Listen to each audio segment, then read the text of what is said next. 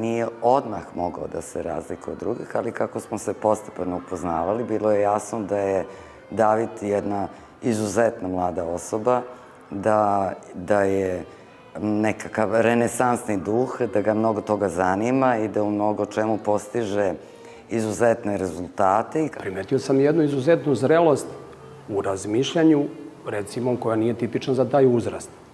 U kom smislu? Vi tu imate stvarno sjajne dece koja fenomenalno razmišljaju, ali je problem u tom uzrastu, znači kako to razmišljanje preneti, to što je u glavi smišljeno, kako to preneti na papir.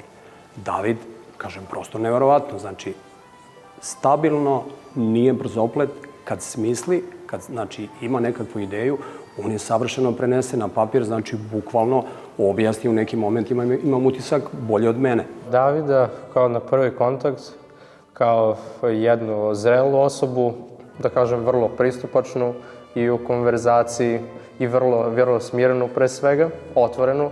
Naravno, David je zaista ovako dobar i naravno kompletna ličnost pre svega, ne samo u tome što se razvio u oblasti nauke, nego i u socijalnom smislu i zaista mislim da je taj prvi moment bio zapravo i ključan da dođemo sad do ovoga da smo stigli. Ono što ja smatram kao odeljinski starešina Davidov i kao neko ko dugo radi ovaj posao, ja mislim da je njegov najveći uspeh to u tim nekim socijalnim veštinama. Mislim da je to negovano i kod kuće, pre svega što je dobra osoba i dobar čovek i rado je pomagao svima i za kontrolne i pre kontrolnog i za vreme kontrolnog i deca nisu mogla da ga ne vole. U suštini ja sam se zainteresovao za matematiku još i pre 5. razreda kad sam, da kažem, i počeo sam da se takmičim još u 3. razredu i ne znam, to je onako spontano nekako sam prepoznao da je to predmet koji mi se svideo najviše, koji me zanimao. Iz matematike i informatike sam se primarno takmičio